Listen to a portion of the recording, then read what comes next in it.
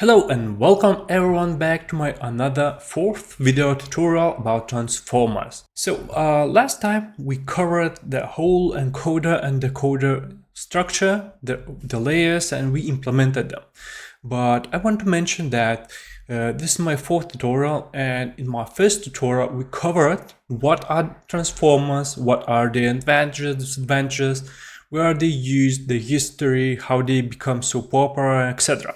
And also we implemented a positional embedding layer that's critical within the transformers. Then in the second tutorial I covered everything about the attentions, what are the different attention used in encoder, the decoder, and between them. And then of course we built a whole complete transformer model in TensorFlow. So this time I decided it's crucial to train this transformer with a simple fit function TensorFlow. But before training, it's kind of need to know how we need to prepare the data for this transformer to fit it efficiently on our GPU. I do not recommend to train this on CPU, I should mention, of course. And for this tutorial, I decided that I'll pick a dataset from Opus 100 Corpus dataset collection. There is around 100 different languages used for translations, and this is pretty huge dataset. And I decided to use Spain to English translation for this tutorial reasons, for simplicity. I will not use it anywhere else, but you might choose any language you are interested and use my method to train this. So if I go here, there is many languages that are available, as you might see in this supervised directory. And here I used English to Spain, and there are 6 files that we need to download. Whether we can download this manually or we can use any script we want to download them, and we'll use this dataset. So let's go to my code, not to waste our time. And here in my last tutorial, at the end I show you how my transformer compiles, and I can see how many trainable parameters it has, what is the input, output, and etc. So said the summary of my model. So this time I'll continue the same model. Maybe I'll change the architecture later, because it's pretty simple to change this. I simply open this, change whatever I want, head, model, num-heads, and etc. and I'll change the summary of it. So to train this model, I'll show you step by step how we need to prepare our dataset. So as you saw the link there, I wrote a short script specifically for this dataset to download everything I need from it. And what it does, that here we need to specify what language we want to download, and here is my English to Spain dataset. And if I'll open to make sure, yeah, English Spain dataset, and here is the complete URL to this dataset where I put these. And then I used a beautiful soup to parse this page to find the links that are downloadable, and I run this script to download all these files that are necessary in the datasets folder according to the language. That's cool, and it will plot us when it is downloaded, and it should work, and we don't need to do anything manually. You simply need to make sure that you have requests, beautiful soup, and tqdam library installed. So if I open my datasets, you might see that there is no English to Spain folder here. It doesn't matter what are other files here, that's only for me for debugging, testing, and etc. So if I'll run this file right now, it should work and start downloading things for me. As you can see, it already downloaded many files, but it spends the most time within the training files because they are the largest, and yeah, they work pretty fine. It was all downloaded, and as you can see, here are my 6 files, and here also was my 6 files, and it's up to 200 megabytes. It's not too large, not too many data, but keep in mind that there is around 1 million different sentences. So in comparison, that's very huge data set, and to train a transformer on this data set, it might take a while. It might take even a couple days. Well, if you're not using very small transformer, if you want to train it properly. So if I'll open one of these, for example, the English dataset, it's smaller than train.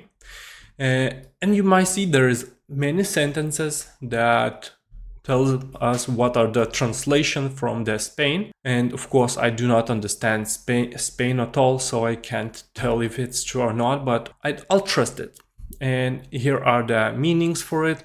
So that's great. And now we can see what is the structure of these files. We need to read these files into memory. So let's go back to my files, and we have downloaded it. On the next step, we need to read this data, of course. And to do so, I wrote another few lines here. So here I specified the path, full path to my files. And this is English to Spain, the opus, and etc. Well, actually the specific path to my files. If you're training it on different languages, you'll need to change these, of course. And then I wrote a read files script that reads all lines from that file and splits everything by new line. And when it splits with new line, it adds additional spacing that we don't need. So we cut this by this, and we append this, and we return this kind of information back to us. So we read these files from these paths, and we have a list here that are pretty huge. And not to get into troubles where, for example, our sentence might have a full paragraph with few thousand characters, and this might be a trouble for us. So not to get into this trouble, I declared a maximum length that I'm interested of sentences, and I'm downsizing, or so said, skipping the sentences that has length larger than 500 characters. And I collect these into the train dataset and validation dataset. And one line of this dataset, for example, has a Spain and English equivalent sentence. So next I use a zip to split these into Spain and training data lists. And I do the same for validation. And you might ask why I'm doing this. Well, this simplifies the things for us when we are training our tokenizer or initializing it. So we'll come to this in one moment. So right now, let's run this code and we'll see how it works. It might take a couple of seconds. So as you can see, there is almost 1 million different sentences, and in validation dataset, there is only 2000 sentences. So that's enough for us to train our model. And as you can see, I've printed 3 different sentences. I'm not sure if the Spain is right, but I'm sure the English is right. And we can see these 3 sentences, so we might see how this kind of file looks. Okay, great. And next we can move to the tokenizer, setting up the tokenizer. So what about this tokenizer? Well, I already mentioned, I believe in previous tutorials, that when we train a transformer, we can't feed direct characters into our TensorFlow model, or it would be a torch model or whatever, it doesn't matter. We can't do that. So this means that we need to transform our sentences into a numerical representation, which should be integers. And later these integers, if you were following my previous tutorials, are transformed into vectors. But how do we transform these sentences into vectors and vice versa later? So for this purpose, we need to use a tokenizer. Of course, in TensorFlow, it's very popular to use a Keras tokenizer, but I decided to write my own tokenizer because when I want to use, for example, my train and export and model, I don't want to install TensorFlow only for tokenizer support. So I wrote my own object of CustomTokenizer that I'll include into my ML2 library that will be enough to install to use it. And what it does, it's very similar to CustomTokenizer, to Keras tokenizer. So we can tokenize words either in characters or word levels. when we're using word levels, we need to split our sentences, but usually this is a spacebar, and this is, well, that's usual for sentences. Otherwise, we are not interested in this. For simplicity reasons, I decided to default it as lower. This means that when we have capital letters in the sentence, it will lower these letters. Then we should have a start and end tokens. That's crucial in transformer when it's training, because it needs to know when the sentence starts and when it ends. And there is a special filter tokens that I include by default. This means that I'll tokenize them by default into some numerical ways. And of course, I use a filter nums representation. That means that if we are using it in a word level tokenization, that we might have in sentence many numbers, and it's not very efficient to tokenize all different numbers. So it will tokenize, for example, all numbers by its number. For example, if we have 1000, it will give us 4 different tokens for 1 and 3 zeros. Yeah, and the start, this means that our tokenizer starts from integer of 1, and 0 will be our padding token that we usually ignore, and we know that there is no sentence when we receive a 0 token or our sentence is ended. So that's all the crucial initialization arguments, and we can move on. And there is few other functions that we will use. So there is 2 properties to know what is the start and end token indexes. We use a sort, so when we fit our tokenizer, we now keep our tokens in sorted order. So then there is a split line. This is very specific for fit function, and usually when it's char level, we simply split everything by 1 character, and otherwise we use more advanced techniques like split with a spacing and incorporate what are the special tokens to save our spacing in indexes. And then we have a fit on text. That's kind of crucial function that we fit our tokenizer on our dataset. You will see how I use it. And usually there is a +2. This means that we have start and end token. So I'm recording what is my maximum length of my tokenizer. So you can get deeper into the details while using it in the debugger mode. I will not spend a lot of time here. And there is update. Well, that's an optional function, but usually when we have several data sets and we fit our tokenizer on one dataset and we want to include another dataset, we second time can update our tokenizer with another dataset, and it will update our tokens. And there is a detokenize, and what it does that when we get the answer from our transformer, we are interested what these integers means in the answer. So then we need to run this detokenize function, and there is a special argument to remove start and token.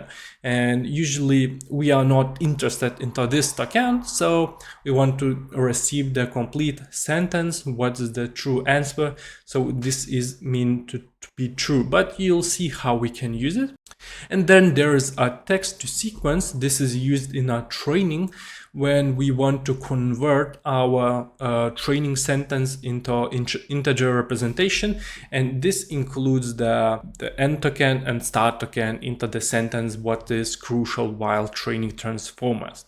And then there's optional save function that saves our tokenizer into JSON format on disk, and then later we will be able to load it back. But I'll use this later in the next tutorial when I'll show you how to use my trained transformer. And there is a dict function that's pretty obvious, it speaks for itself. We are construct of dictionary of this transformer object. And then there's a load option that we can use this dictionary to load these options or load these from disk, from JSON file, and that's it. It constructs the same tokenizer as we used in the training, and then we can use it for our inference. And sometimes we need to know what's the length of our tokenizer. So great, and let's move on. And you might see that I'm here. Okay, let's run this. I forgot totally to run this.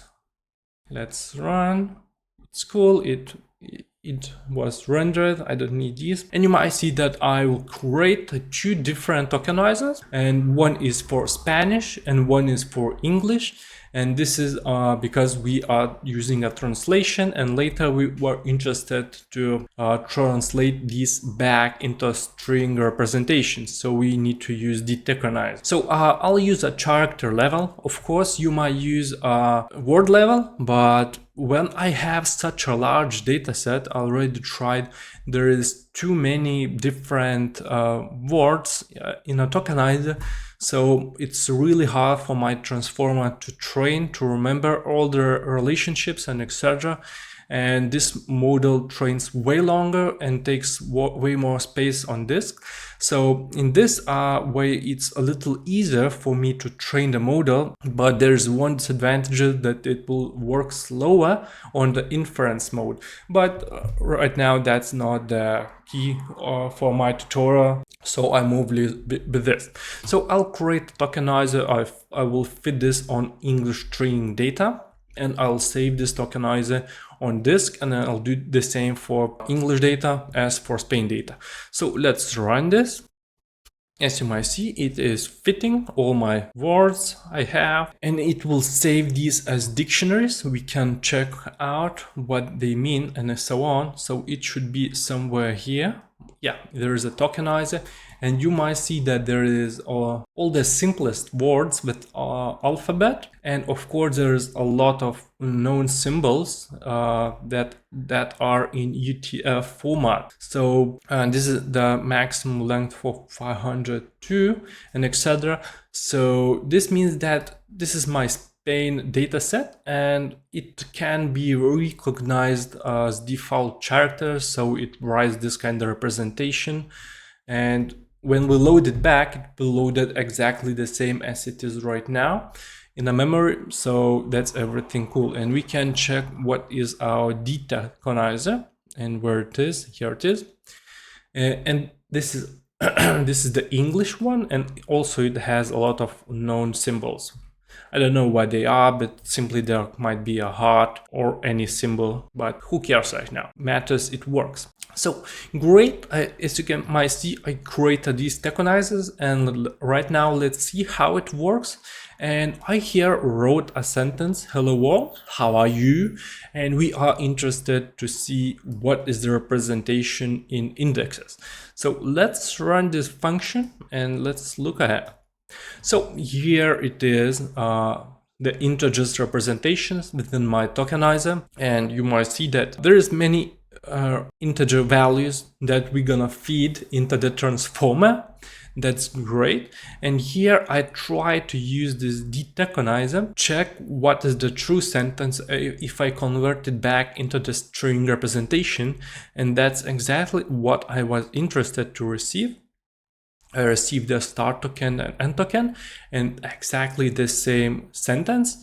And here H was capital, now it's letter because my tokenizer uses a lower as true. And next one, as you may see, I here use remove start and token, and this having to remove these start and tokens.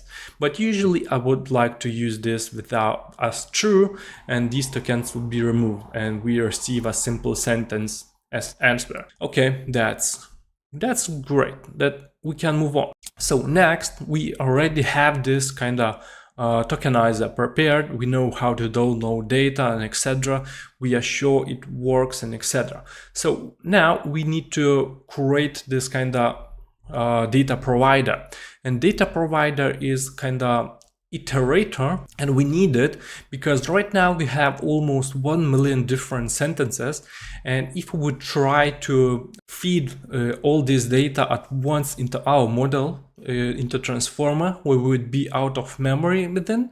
So to save the transformer in GPU, we need to lower this, and to make it efficient, I use this data provider that I use in my ML2 library. and you'll be able to use also. So here I use preprocess input, and here what we do is we create these three different NumPy empty arrays that represents the maximum length of tokenizer and the tokenizer. And here comes our encoder input and Spain and English language sentence, and then we have these kind of empty arrays. So next, what we did here, we tokenize these into integers. So exactly the same we do here. We tokenize the Spanish sentence and English sentence into integers, and then we loop them in and we construct these encoder-decoder output. And here the idea is that our encoder is as it should be. It's nothing magical. And the coder, it's different. We need to have two different inputs and outputs. One for the coder, input for the coder needs to drop the end token. This is the last token. And the output, we need to drop the start token. And that's the whole idea of this transformer, and why we are later on inference iterating on until we receive the end token. We need to know where is this end token. So for simplicity reasons, I'm right now gonna just run this, and this data provider will be created with batch size of 4, and we'll use this preprocess input function for all the sentences, and we'll use cache.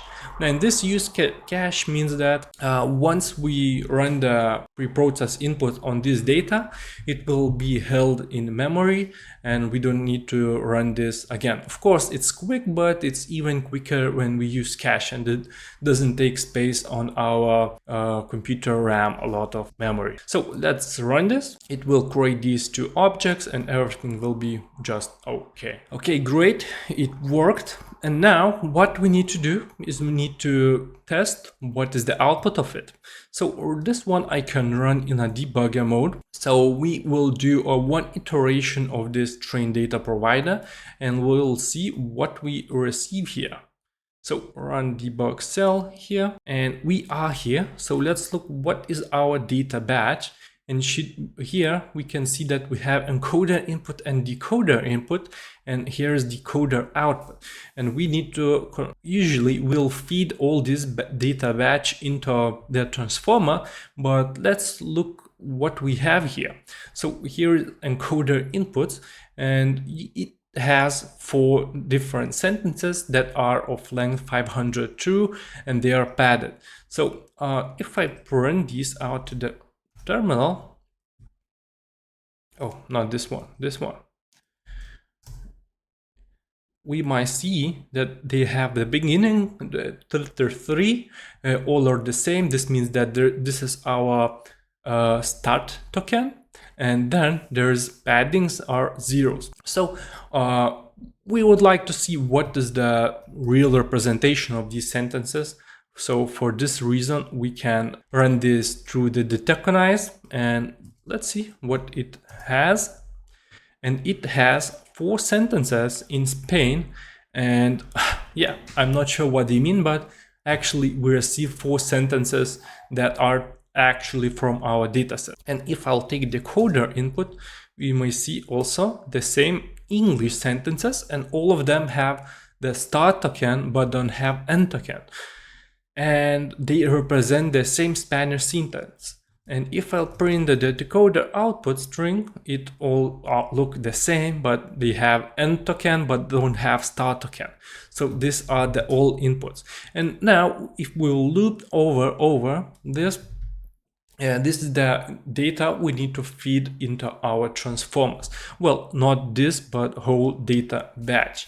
And then it trains. We can track the training in TensorBoard and save whatever model is trained. So let's run this. I'm not interested. And it printed the same stuff for me.